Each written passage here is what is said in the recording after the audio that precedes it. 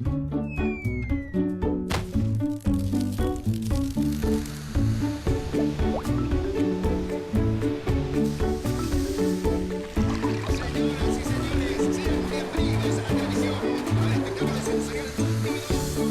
la Caja, un programa de entrevistas que genera un lugar de encuentro, un espacio para el análisis y la reflexión.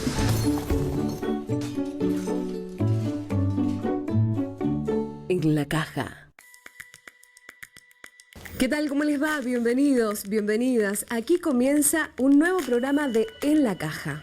Hoy tenemos un verdadero placer el de recibir en este espacio al periodista y escritor Rolando López.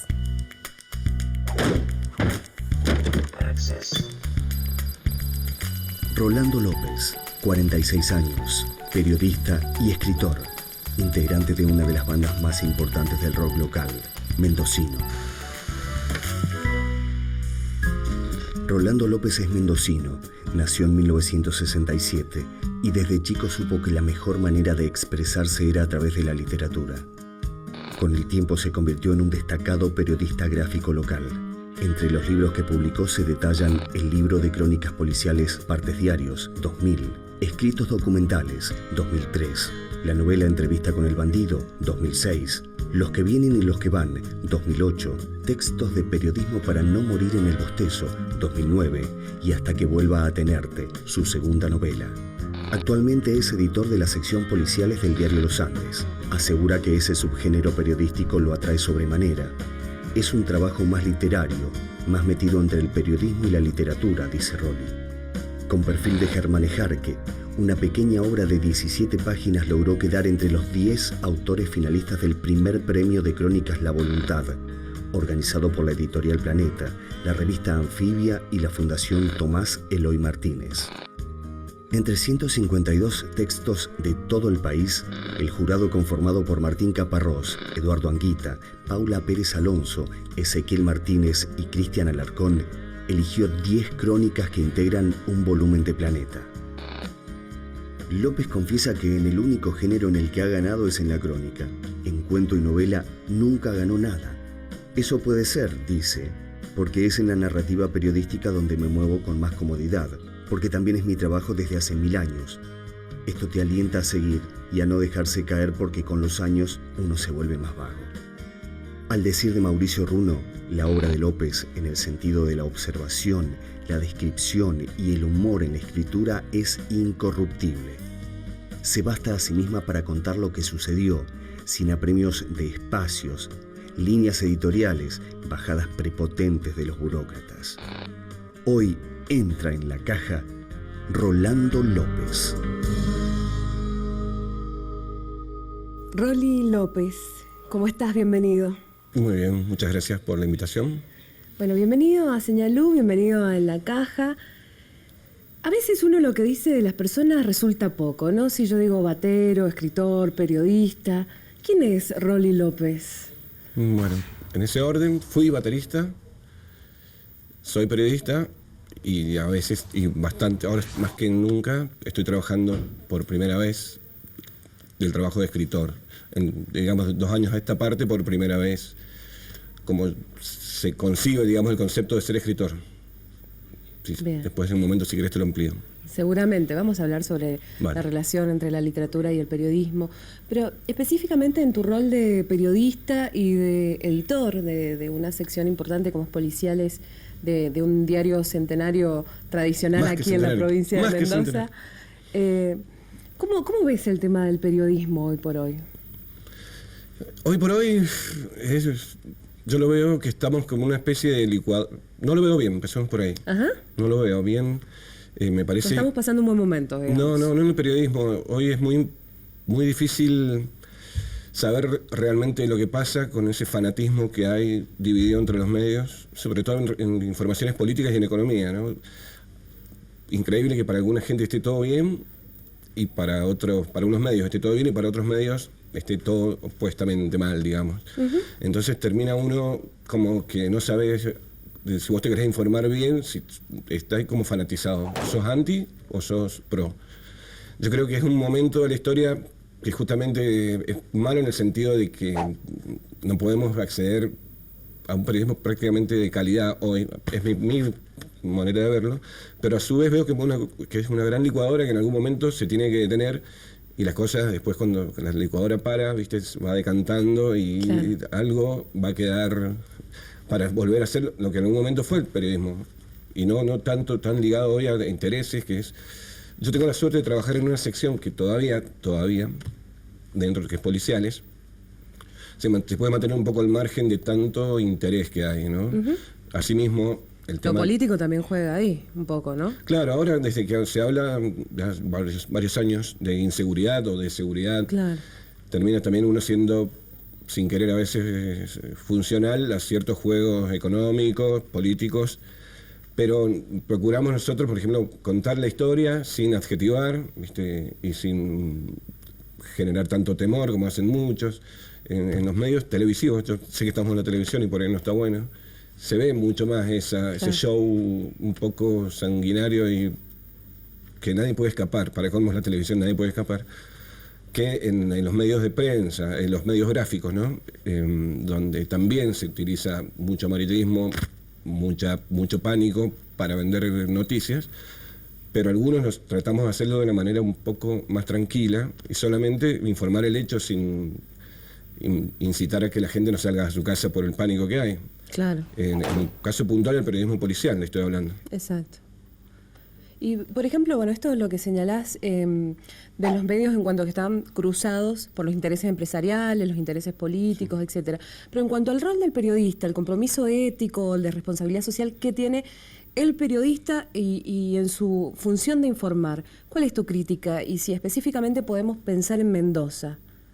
Sí, una crítica, ¿sabes qué? No sé si tengo una crítica. Uh-huh. Esos parámetros que vos largás así son como ideas muy... La moral, la ética periodística, uh-huh, sí, todo bien, pero también son personas que se equivocan, claro, y que se sorprenden en la universidad, eso por ahí, con profesores un poco que uno los tiene allá arriba en una especie de cápsula que saben todo. Después, la vida cotidiana, la vida del periodista es bastante estresante, bastante difícil, y hay sueldos muy bajos. Uh-huh. O sea, mucha gente tiene que lidiar también con su vida, porque no tiene solucionada ni en parte siquiera su vida cotidiana. Entonces, eso yo creo que atenta un poco por ahí contra cierta calidad.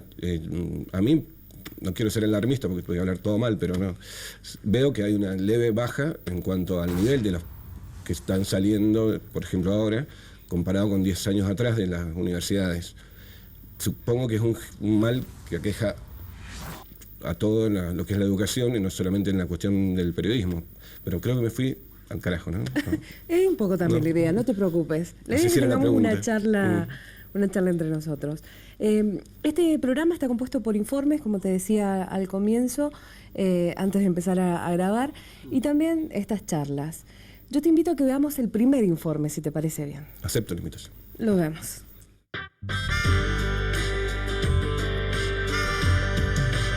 Rolando López es un apasionado de los detalles. Las historias policiales tienen para él mucho más que lo que tienen para la mirada común. Suele encontrar los matices que conviertan un caso más de inseguridad en una historia digna de ser contada. Hace policiales desde 1997, aunque ha confesado que el tema ya lo atrapó desde pequeño. Desde chico siempre leía los policiales en el diario. En casa compraban Los Andes. Me iba directo a la sección policiales por curiosidad. Ese tipo de noticias me atraía mucho. Recuerdo el caso de unos ladrones que huyeron del robo en taxi, chocaron, se subieron a otro, en una época en la que los asaltos a mano armada eran una cosa rara. Son historias que ocurren acá, con personas de carne y hueso. Confiesa que en su carrera ha tenido que aprender solo. Policiales es una especialización muy compleja. Lleva años comprenderla, adaptarse y finalmente trabajar bien. Siempre digo que en las secciones política o economía los periodistas son más gordos, porque los de policiales deben caminar mucho más para conseguir las notas. Hablar con las víctimas, sobrellevar el dolor que sienten. Lo esencial es conseguir la nota. Afrontamos a las víctimas, a los testigos, con mucha delicadeza y respeto, y tratamos de evitar caer en tentaciones amarillentas o tipo crónica TV, dice Rolli. Rolando, en principio preguntarte cómo fue ese despertar a la crónica policial, ¿no? Con esta curiosidad de niño por acceder al diario y ponerse a leer. ¿Cómo fue eso? Sí, de niño efectivamente a mí me gustaban los policiales, me atraían con el morbo propio de cualquiera que hasta hoy existe. Era un diseño distinto al diario y casi no existía como sección, eran columnas. Y siempre leía, me parecían como leer un cuento. Igual estaban pésimamente escritos, la mayoría de las veces. Pero después yo entré bastante tarde a trabajar en el periodismo policial a los 30 años. Y no fue una cuestión incluso que yo decidiera. Era eso o la calle. O sea, no fue que Después me fui encariñando, me encariñé, y aparte porque el periodismo policial, que es prácticamente el único periodismo posible, por un poco lo que hablábamos recién hoy, ¿no? Donde la narrativa tiene un lugar, es como contar un cuento verídico, y ahí donde yo me sentía más cómodo por mi ser proclive a la escritura desde pequeño. Capaz que ir a cubrir, no sé, la inauguración de un hotel está bueno, te pagan mejor, no corres ningún riesgo.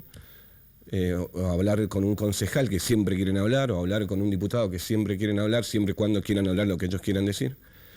No es más sencillo que, como explicaba un poco ahí, de ir a buscar. Imagínate vos vivir con víctimas y victimarios. Nadie quiere salir en policiales.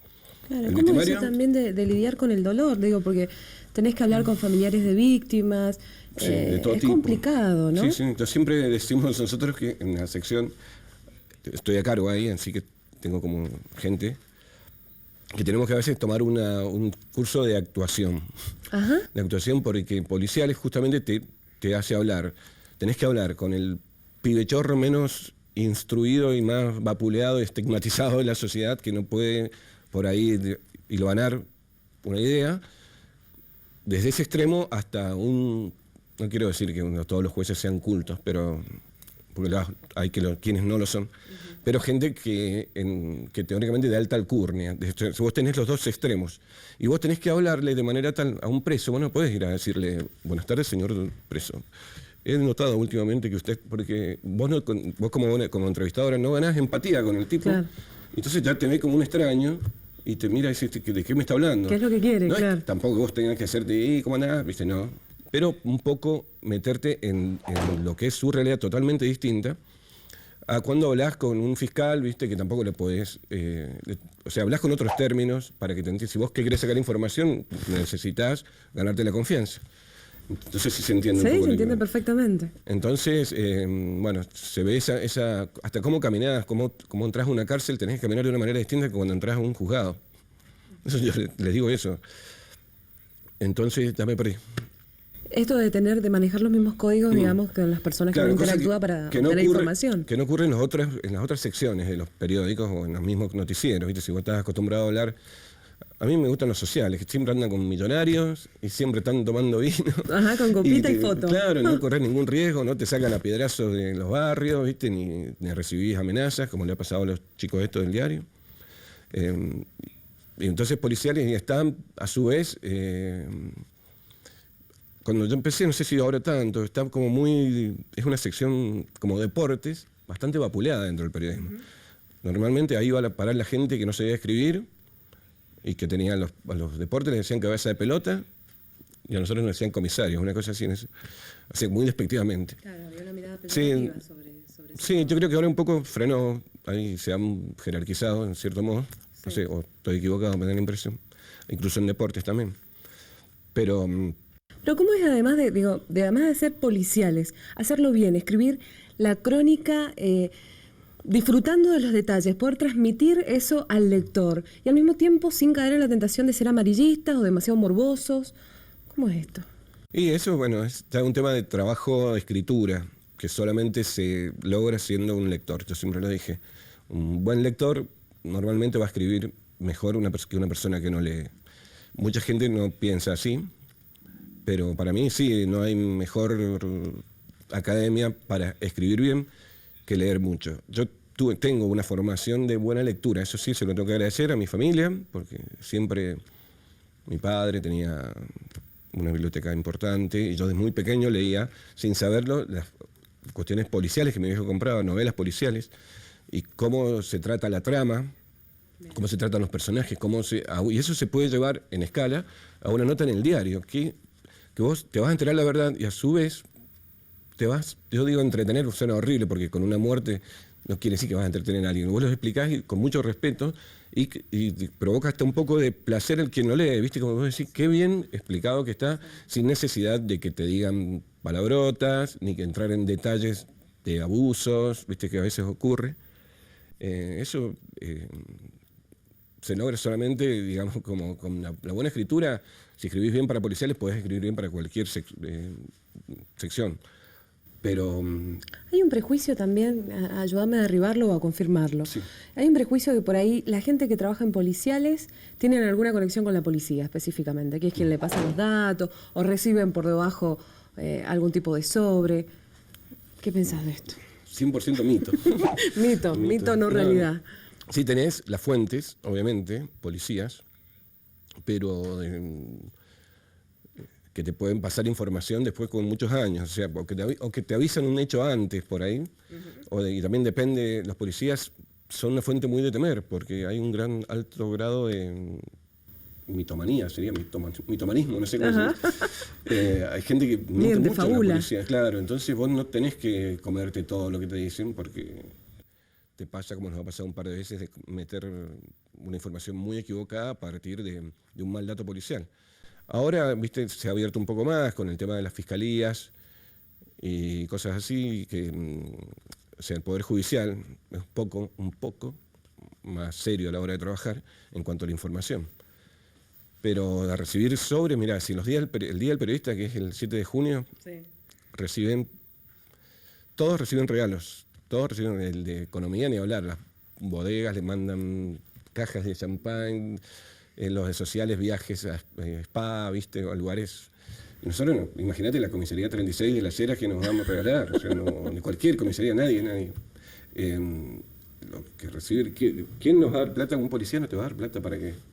Es muy raro. Y en la faceta política, el Ministerio de Seguridad, tampoco se van a arriesgar a hacer una cosa tan escandalosa.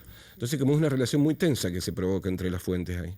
Porque vos tenés que dar a conocer un hecho que ellos no quieren que se dé a conocer. Por ejemplo, este homicidio terrible que acaba de pasar ahora, terrible por la repercusión que tuvo del turista. Acá en el Parque General San Martín. Sí. O sea, ellos, si fuera políticamente no te dicen nada, o sea, no contés que pasó esto, y te lo tienen que dar igual. Entonces, es una cosa como que yo sé que en el fondo, cuando publique eso, a vos funcionario, te voy a perjudicar, a vos no te queda otra que dármelo. Entonces es una cosa, como a veces ellos nos piden que nosotros publiquemos los hechos positivos, que es, detuvimos a que es un malandra tremendo, y vos lo sacás chiquito en el diario y te dicen, pero te lo di para que lo hicieras grande. Claro, era tapa. La publicidad. Claro. Entonces, a veces ocurre, estás en una permanente tensión. Sí, que también se da, supongo, en otras secciones, pero acá, desde que está politizada totalmente la seguridad, desde hace más de 15 años, eso termina. Un ministro depende muchas veces de una noticia buena o una noticia mala. Ahora no está tambaleando ministro nuevo por eso que pasó. Sin duda. Vamos a un corte, si te parece bien, y enseguida continuamos con la charla. Perfecto. Ya regresamos con más En la Caja.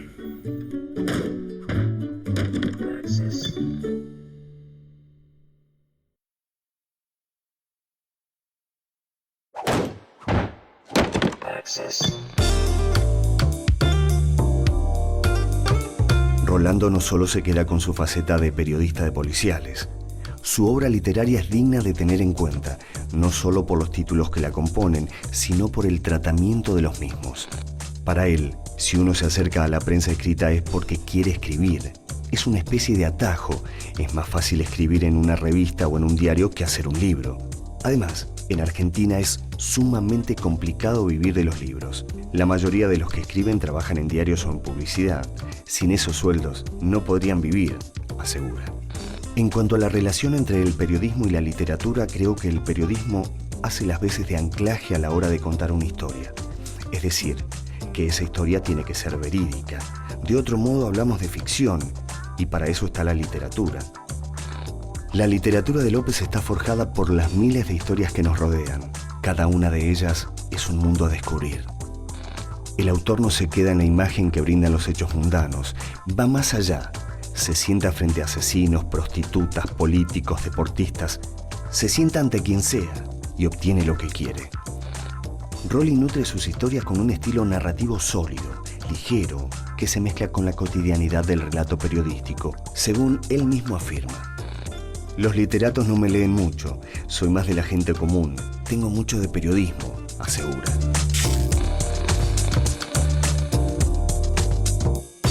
Rolli, hablemos un poquito de esto que te gusta tanto, ¿no? Que es escribir. ¿Qué es escribir para vos? Escribir es una... Yo siempre digo lo mismo, no sé si soy bueno o malo, pero que es innato en mí, es innato, porque desde que tengo uso de razón, desde muy pequeñito, escribía, sin saber que en eso se estaba gestando, digamos, algo que después tiene mucho que ver también con la personalidad. Yo perdí a mi papá muy chiquito, a los 8 años, y que tenía una relación muy intensa con él. Y a partir de ahí yo tuve unos problemas de comunicación, no hablaba mucho, empecé a tener tics. El colegio me iba pésimo, en realidad una buena excusa para decir que no estudiaba, pero no. Entonces me empecé básicamente ¿Te refugiaste? Me refugiaba mucho ahí. Entonces me iba muy bien en materias como lengua y redacción en la primaria, me acuerdo. Y fantaseaba mientras... También era un niño normal, no estoy diciendo que era un marciano, pero tenía mucho eso de que me jugaba a que era periodista con la máquina de escribir de mi viejo, jugaba a que era escritor y escribía en máquina de escribir. Jugaba. Qué lindo. Sin después pensar que en algún momento eso... Porque hubo mucho tiempo que dejé de escribir. Después de la secundaria, básicamente. Por ejemplo, en la secundaria, yo iba a un colegio que es el normal. Tomás Godoy Cruz, que era básicamente de mujeres y éramos muy pocos varones.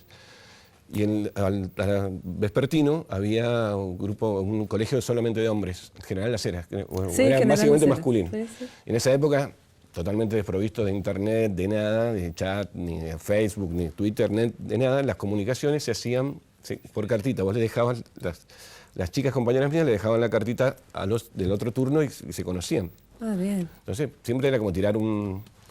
Y entonces, en quinto año, yo tuve a una compañera mía, que ahora vive en Estados Unidos, Marilú, le dije, déjame que yo te voy a escribir una carta de amor para este chico que a vos te gusta. Y cuando yo le escribo como hombre una carta, siendo hombre, una carta que es como con la cabeza de una mujer, ella me dice, mira, cuando el chico la lee, se la devuelve, o sea, le devuelve una respuesta muy halagadora. Entonces me tomó a mí como que, no sé, va a ser su escriba. Era el escriba adentro, entonces me decía que tenía como, finalmente no sé si prosperó ese romance, y cuando ella lo comentó, me empezaron a buscar mis compañeras que yo le escribiera cartas para los varones, y todo de la cuestión sentimental. Entonces, bueno, fíjate vos que eso fue un poco la... ¿Y vos no lo hacías con tus compañeras? ¿No le escribías a tus compañeras? ¿No ganabas chicas? Sí, no, pero yo no me hacía falta mandarlo en un lugar. Éramos 5 y éramos pocos. Estabas codiciado entonces. Sí. Habían 2 que no corrían. Así que era... pero no, a las pobres, que también era que te da un poco de cosa que les fuera un poco mal en el amor. Teníamos 16, 17 años ahí. Me las ayudaba después empecé a cobrar en australes las cartas. ¿Ya era un servicio? Sí, porque después ya tenía mucha cola de gente esperando. Así que, bueno, eso era sin darme cuenta, viste, la posibilidad de ponerme en el lugar de otro. ¿Eso es escribir? ¿Ponerse en el lugar del otro también? Mira, en cierto modo, lo que yo hago muchas biografías. Y en cierto modo, eso sí, la biografía me he vuelto un experto sin querer. Porque empecé con una y en realidad te metí biografías de personas vivas y de personas que han muerto, de hecho. Que no es lo mismo, pero es parecido. Cómo vos vas investigando a alguien, terminás siendo parte de esa persona. ¿Cómo decírtelo? Por ejemplo, yo necesito para una biografía, cuando he hecho biografías a pedido, últimamente, soy el único, eso sí, el único que lo hace acá, biografías... de gente que después escribe como si es de un libro, es un escritor fantasma, se llama. Pido, por ejemplo, muchas fotografías hoy en día. Vos querés que yo escriba tu vida, te voy a pedir muchas fotos y empezar a leer las fotos. todos los gestos, cómo se para, cómo se ríe, cuándo se ríe, en distintos momentos de tu vida. Sí. Increíble, parece una tarea vas reponiendo más cosas psicólogo, mentales. pero también con las entrevistas como esta, pero todas estas así, sin tanta gente. Sostenidas en el tiempo, varias. Claro, claro. Y entonces terminás poniéndote hasta... Yo te puedo arrebatar tus sentimientos, o sea, no arrebatar, meterme, y mucha gente me dice, no, yo no lo hubiera hecho mejor. Por eso lo de la escritura a pedido. La diferencia entre la gente que escribe y los escritores. Es como manejar un auto y ser corredor de autos. ¿Entendés? Cualquiera maneja un auto, pero no cualquiera es corredor de autos. Cualquiera escribe, todo el mundo acá escribe. Pero no todo el mundo es escritor. Claro, esa es la diferencia, porque todos los que me han venido a buscar a mí para ser ghostwriter, que se llama, es gente que quiso hacerlo. Yo quería escribir la historia de mi vida y no pude. Entonces, necesito a alguien que lo pueda hacer y me ayude para hacerlo. Por eso yo cobro, obviamente, por eso. Claro. Siempre alguien aparentemente siempre alguien lo intentó. Lo que aparentemente era fácil, te das cuenta que no, porque llegan a la 5ª página y no saben cómo seguir. La gente que tiene el dinero para hacerlo, porque una gente que no gane mucho no te va a pagar lo que vale una biografía. Por más que después salga con tu nombre, ¿entendés? Que vos tenés que firmar incluso un contrato de confidencialidad y todas esas cosas. Bien.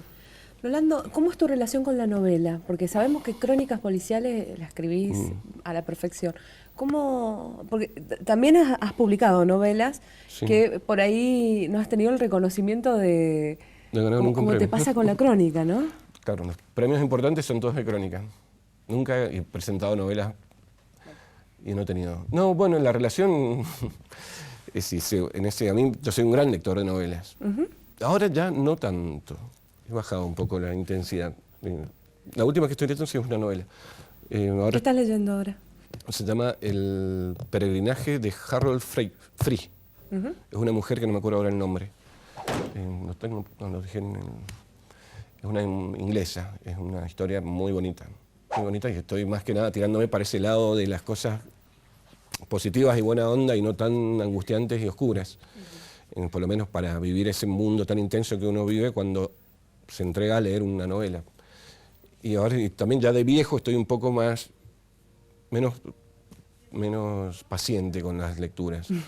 Igual que con la música, igual que con las películas. Escucho un ratito de la música, si no me gusta no escucho más. Leo 20 páginas de un libro, si no me atrapa lo dejo. Voy al cine, veo 20 minutos de la película, si no me gusta me voy. Entonces, porque creo que no quiero perder más tiempo en leer cosas que hay que leerlas porque hay que leerlas, ¿no? Claro. Ya conoces lo que te gusta y lo que querés. Sí, entonces siempre estoy dispuesto a que me sorprendan. Pero sí, la novela, a mí me cuesta mucho la novela porque vengo mucho de la crónica periodística, entonces la novela es mentira, es ficción. Te puedo explicar, te puede explicar toda una situación, un país. García Márquez explicó con su novela Latinoamérica, ¿no? Con 100 años de soledad. Y no es, obviamente, el realismo mágico, los chanchos no vuelan y el tiempo no va para atrás. El tiempo va para adelante y los chanchos caminan.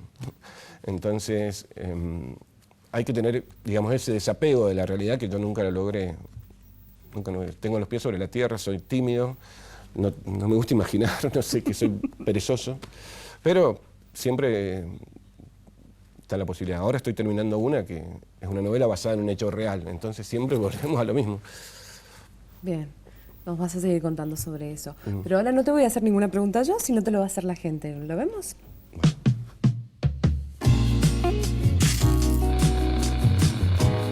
Hola Rolly, ¿cómo estás? De estos pasillos de esta facultad donde nos conocimos hace unos cuantos años, quería preguntarte, ya que manejás con tanta solvencia y maestría tanto los géneros del periodismo como la literatura, ¿cuál es insumo de cuál y en qué circunstancias? Creo que es una materia en la cual tenés mucho para contar y para decir. Te mando un saludo y gracias. Chao. Ahí la pregunta de Luis Ábrego, profesor y también periodista. Sí, compañero de trabajo aparte. Sí, la pregunta es, casi el huevo y la gallina, ¿no? ¿Qué alimenta a qué? ¿O se retroalimentan quizás? Sí, la crónica periodística, como te dije hace un ratito, tiene que ser verdad. Entonces tiene que ser un cuento verídico. En ese caso, recién mencioné a García Márquez, que me parece como... Un ejemplo, sí. Rodolfo Walsh. Otro. Acá. que está contado de manera tal que alguien que no le advierten que eso ocurrió puede llegar a pensar que se lo inventó. Pero el tema ese de los periodistas queremos eso, ¿no? Queremos que sea verdad, primero que nada, porque en el periodismo también se inventan cosas que no ocurrieron. Y el periodismo, digamos, es algo que es la verdad histórica.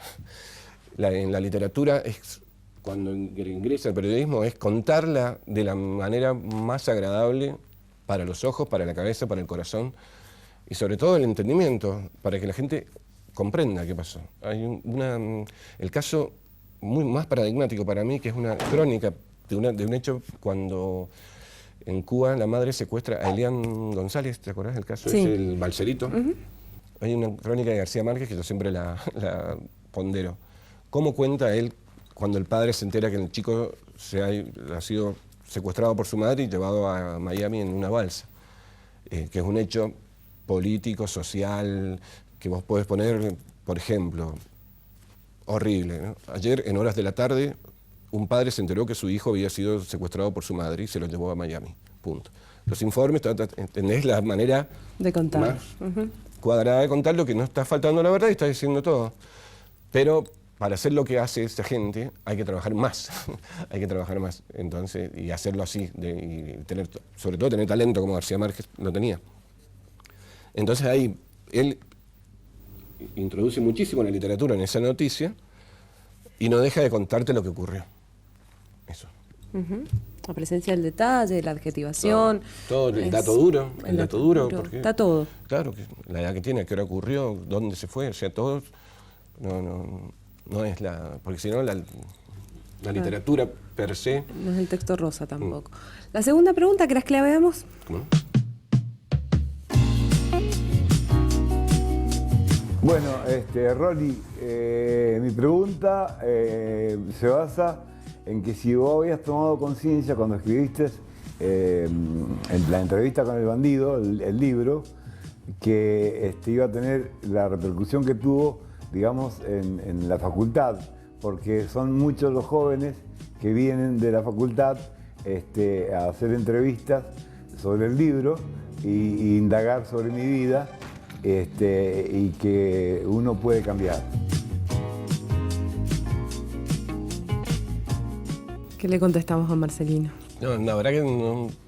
Últimamente sí puedo decir que me he tenido más conocimiento de que ha tenido repercusión en los ámbitos universitarios esa novela biografiada que es La vida de Altamirano, de Marcelino Altamirano, que hay que decir que es un ex ladrón que después se recuperó. Hicimos un gran trabajo con él en el año 2006. Y si la pregunta de él es si yo me estoy enterando ahora, porque incluso no terminamos, él también estaba enojado un poco conmigo cuando terminó. Porque todos los biografiados se enojan conmigo.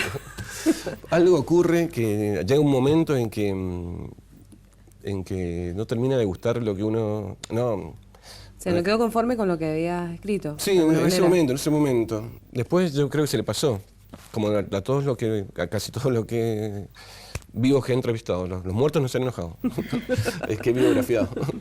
Y después por eso no perdí todo contacto con él, porque te digo, no fue una pelea violenta, pero se molestó. A mí no me gusta, ¿viste?, andar persiguiendo a la gente. Bien. Pero sí, para mí fue un gran trabajo y a mí me sirvió muchísimo. Aparte, creo, por lo que estuve leyendo, fue algo alrededor de un año de entrevistas sostenidas, Sí. de mucho detalle, después de un trabajo sobre el texto, sobre el discurso, de correcciones y cuestiones de estilo. Sí, el trabajo más arduo, digamos, de todo esto es la reescritura. Dijiste por ahí que había quedado como un egresado de Harvard. Sí, ¿Sus dichos? a veces ese es todo un dilema, ¿no? Porque ¿cómo hacer hablar a un tipo que no tiene instrucción? Con sus palabras o con las que uno puede, digamos, traducir sobre la intención de lo que dice para que hable mejor. Para mí, yo soy de la segunda, creo que sí hay que mejorar al entrevistado, a menos que sea una cuestión demasiado extrema a la hora de que hable, ¿no?, el entrevistado. Pero sí, a veces uno después lo escucha hablar y lee lo que teóricamente él decía y no se condice. Pero no fue por eso no fue lo que se enojó y tampoco me parece que se aleje mucho del personaje en este caso, la manera en que uno traduce lo que él quiere decir. Bien. Y aparte en el caso de él, con esto, Sí. yo tuve cuando empecé con él, tuve una enfermedad grave, un cáncer puntualmente. Me operaron y casi no sabíamos si habrás visto que estoy con vida. ¿Qué te quedaste? Yo me quedé, cuando terminé el tratamiento post-operatorio, pude volver a escribir y esto me quedaba un 70% de lo de Marcelino, porque antes yo veía el mundo, digamos, de otro modo. Después de la enfermedad empecé a ver que tanto tiempo no había, entonces como no sabíamos qué iba a pasar te dije, mira, lo agarré y le dije, lo terminamos, y lo terminamos. Entonces hubo como una ansiedad ahí en finalizar ese trabajo, básicamente porque yo no sabía si iba a salir bien el tratamiento y me moría. Entonces digo, más vale que lo voy a terminar antes. Entonces, pero a partir de ahí, ese clic que me hizo la certeza de que un día te vas a morir. Y eso que vos lidias con la muerte casi todos los días, ¿no? Sí, pero no se parece a nada. O sea, una enfermedad, una operación, un tratamiento la piel posterior. Propia, claro. Te da mucho miedo. A mí me dio muchísimo miedo. No me quería morir. Antes yo hacía bromas con la muerte. Decía que había visto más cadáveres que un médico. Después decía, yo a mí me agarró a los 38 años Muy la enfermedad. joven. Y yo decía, oh, ya he vivido todo, ya no quiero ninguna sorpresa más, pero cuando me dijeron de verdad casi me muero del cagazo que me dio. Entonces, bueno, eso coincidió un poco con la, digamos, aprovechar el tiempo. Aprovechar el tiempo y sí reescribir lo que dice. Bien. Bueno, has tenido en tu consulta con numerosas fuentes que algunas han tenido que ver con el ámbito delincuencial, no sé cómo decirlo, sin caer en la criminalización de la gente, ¿no? ¿Crees en la rehabilitación de las personas que cometen alguna falta? He conocido rehabilitados. Y los que se rehabilitan son porque tienen una fuerza de voluntad propia, en los que yo conozco, que va un poco más allá de lo que le ofrece el Estado, en ese caso el sistema penitenciario, para que lo logren.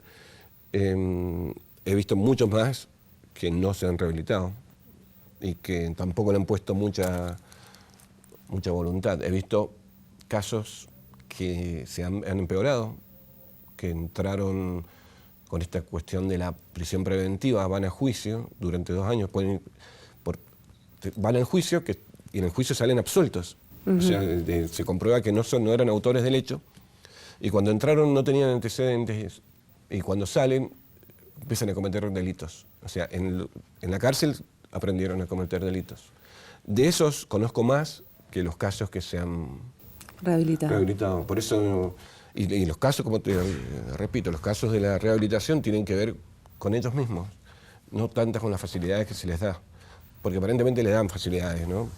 Pueden estudiar, pueden aprender oficios, pero algo ocurre porque si no, no habría no sé, una estadística tan negativa en cuanto a la reincidencia. Bien. Roli, ¿vamos a un corte? Sí. Establecemos una pequeña pausa, ya regresamos con Rolando López en la caja. Access.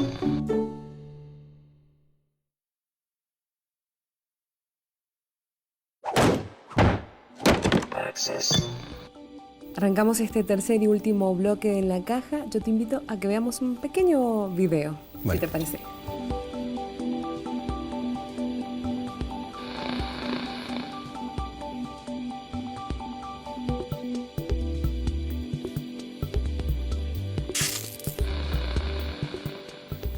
El carnet. Sí, ese era yo, no era mi hijo. López, usted era.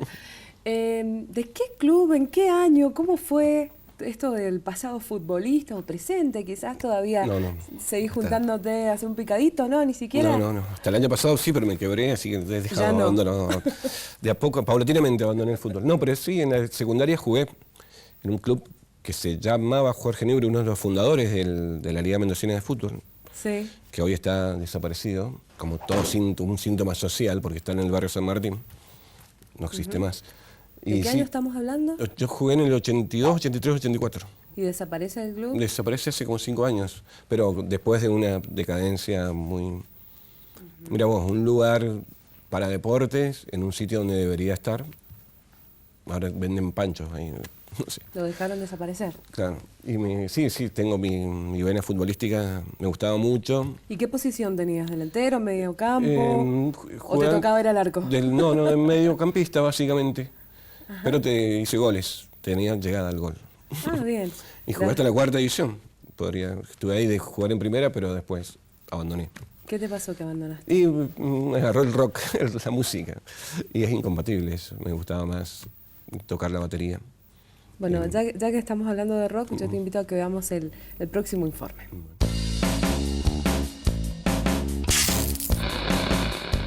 Los Salvajes Unitarios fue una banda que marcó el panorama del rock de los 90, que tenía el extraño don de convocar de igual manera al público más under y al más concheto, junto a otras formaciones como Martes 13, Caramelo Santo, Los Feligreses y muchas más que le dieron color y sonido al universo musical mendocino de la época.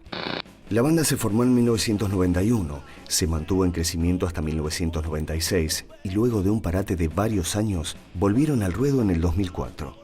Junto a Gustavo Casaño en bajo, Marcelo Marmat Padilla en voz, Pancho Navarro en guitarra y Rolando Rolly López en batería, formaron una banda considerada por muchos como de culto. Salvajes Unitarios tuvo la gran posibilidad de presentarse en la Bienal de Arte Joven 91, haciendo 2 shows impresionantes. Fueron parte de la repetición de la Vendimia 92 y en el 93 fueron parte de la gira Caníbal, junto a Los Brujos y Juana la Loca. En 1994 fueron seleccionados para participar del mega festival Nuevo Rock Argentino que se llevó a cabo en Córdoba. Allí compartieron escenario con Babasónicos, Caballeros de la Quema, Ilia Kuriaki, Juana la Loca, Animal, Peligrosos Gorriones, 2 Minutos y otros, y fueron considerados por el diario Página 12 como el mejor grupo de rock del interior del país en ese momento. En enero de 1999 fueron soporte de La Renga en Córdoba, para volver luego de un prolongado receso en 2004. No fuimos las aventuras que nos prometimos, fuimos solo esas penosas conversaciones, la inutilidad desgastante de las palabras que no impulsan ni descontrolan, las palabras que forman parte del plan que combatimos. El fin. Cantaban sobre los escenarios. Los Salvajes Unitarios eran y son una verdadera banda de rock. Ahora que tiene más material que yo. ¿Sí? Yo no tengo nada de eso. Hay Salvo el muchos video. datos. Hay muchos datos ahí para ir desgranando, si te parece. Sí. Los Salvajes, ¿qué son o qué fueron para tu vida? Fueron la banda más importante que toqué en otras más después, pero nunca con toda esa adrenalina que tuvo esos años, que los veo, ya te digo, como una buena nostalgia, ¿no? Ya cerré esa etapa. Estamos hablando de los 90, sí, aproximadamente. Sí. Es algo que se vivió muy intensamente, me divertí, pero también a su vez dejé pasar mucho tiempo en otras cosas. No es que me arrepienta, no, pero tengo un buen recuerdo y me parece que estuvo bueno lo que duró. Después, las cuestiones de las presiones, a mí no me gustan la presión de ser famoso, y sí, viste, me agobiaba y terminó un poco, yo me fui un poco de ahí con eso, con no subirme un poco a ese tren de ser famoso. O sea, sí me hubiera gustado en ese sentido, pero o sea, de que hubiera trascendido el grupo más de lo que trascendió. Pero había que ser cosas que yo no estaba de acuerdo con hacerlas, no quería hacerlas, había sido papá. Y quedó ahí. Después la banda siguió un tiempo más con otro baterista. Pero es un gran recuerdo, sí, yo soy amigo de los 3 chicos. ¿Se siguen viendo? Sí, totalmente. No, porque uno piensa haber sido teloneros de La Renga, haber participado en Córdoba, te da un lugar importante, y esta posibilidad que tenían de juntar, como dice el informe, conchetos con gente del under. Sí, tal vez la edad, después ya más grande, no sé si el mundo del rock es tan bueno como la gente cree, no sé. O los de adentro es bastante pernicioso, te diría. Y hay que tener los pies sobre la tierra ¿Y cómo es esto de haber sido considerados la mejor banda del interior? Digo, por un diario como es Página 12. Nosotros por ahí en la producción bromeábamos con esto del interior de dónde, ¿no? Sí, porque eso fue en Córdoba. Sí. Porque ellos les dan mucha bola a ese festival y vieron a todos los grupos del interior. Pero en eso no hubo una votación, nada, lo dijo el diario, tengo entendido. Y hicieron una nota incluso.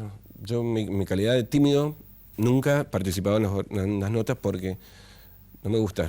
Ahora estoy haciendo una cuestión porque soy acá como en calidad de escritor, ponele. Pero igual el hecho de ser baterista, vos fijate que psicológicamente vas atrás, estás tapado, no tenés no te miran todo el tiempo, como miran los que están los frontman, como el cantante o los que están adelante. Entonces, en esa entrevista que yo no fui. Me parece que decidieron los de Página 12 que era el mejor grupo. Pero tuvo mucha repercusión porque decirlo, que lo diga un diario, fue importante. ¿Seguís tocando la batería? Sí, en mi casa, de vez en cuando. Hasta hace 3, 4, no, más. Sí, hace 2 años atrás. Así que eventualmente me junto con algunos amigos, pero muy de vez en cuando. La tengo, no la vendo ni loco, porque es la misma batería de siempre. Ah, ¿es la misma? Sí, no la vendo ni loco. No tiene precio. Y sí, un valor afectivo. Y toco el bongo también. Ah, bien. Toco el bongo, eso sí lo toco más en mi departamento, siguiendo músicos, por el equipo de música. Sí, pero la música es una cosa latente en mí. No como antes, pero sí. Qué bueno, siempre está. ¿Y escuchás rock hoy por hoy? Hoy por hoy estoy medio jovato, muy poco, comparado con tiempo atrás que era un consumidor de música. O sea, iba y compraba en ese momento los CD, tengo... Pero no quiero quedar en la vieja, viste, decir el viejo ya no es como antes, los músicos son más malos que antes, viste, como que todo el tiempo pasado mejorado. Pero muchos coinciden que hay una decadencia Yo creo que sí, en lo que es se es como mezclado todo, cualquiera que toca cumbia dice que toca rock, hay como poco bueno en las letras, ni hablar en lo musical, con 2 notas y pocos arreglos se hacen éxitos increíbles, de estos grupos uruguayos nuevos que hay, que no los entiendo, pero bueno, estoy hablando como un viejo choto, ya sé, pero... Así que... Bueno, yo no quiero terminar esta entrevista sin consultarte por tu próxima novela, por supuesto, por la que estás escribiendo. Terminó, ya está terminada, es una novela corta, sí. ¿De qué se trata? ¿Cómo se llama? ¿Qué posibilidades de publicación? Estamos viendo la publicación, está en un proceso ahora de corrección con una correctora. Es la historia que me fui de un perro famoso en Cádiz, España. Sí. Un perro que yo, leyendo un diario, en Crónica, leí que dice, en España le ponen el nombre de un perro a una calle. Viste, así que muy raro. Me leo y se trataba de un perro que había esperado a su amo, entre comillas, 12 años a la puerta de un hospital. Porque el tipo se muere, cuando el perro lo acompañaba permanentemente, el hombre se muere y el perro queda. Y tiene entonces me interesó porque le habían hecho una estatua y tiene un nombre de una calle. Y me fui a Cádiz. Me fui, junté el dinero y me fui a trabajar, me quedé allá un tiempo. Y entonces hice la historia del perro Canelo, es el nombre. En internet tiene un material de sobra, Canelo, perro de Cádiz. Hablé con personas que lo habían conocido, entonces hice una biografía de un perro. Y con la particularidad, que no es que lo haya inventado yo, ya se ha hecho en la literatura, que el perro habla en primera persona, cuenta qué le va pasando. Y me interioricé en un montón de otras cosas, de la psicología canina, de la biología canina, te vas a enterar de cuántas células olfativas tiene el perro, de cómo copulan los perros, de dónde vienen los perros. Qué bueno. Y a su vez, bueno, no sé si está bueno, vamos a ver, estamos viendo, hay varias posibilidades de editarlo en un sello más o menos importante, vamos a ver. Y eso es lo último, pero ya está terminada, o sea, está en proceso de corrección para mandarlo ya a un editor. Bien, y vas a seguir escribiendo, por supuesto. Sí, más vale. Bueno, Rolando, muchísimas gracias por haberte acercado a charlar con nosotros, por esta charla, realmente muy agradecida. No, gracias. A ustedes, espero haber estado a la altura, porque vi que había cada personaje importante y que digo, bueno... Lo sos para nosotros, sin duda. Bueno. Muchas gracias.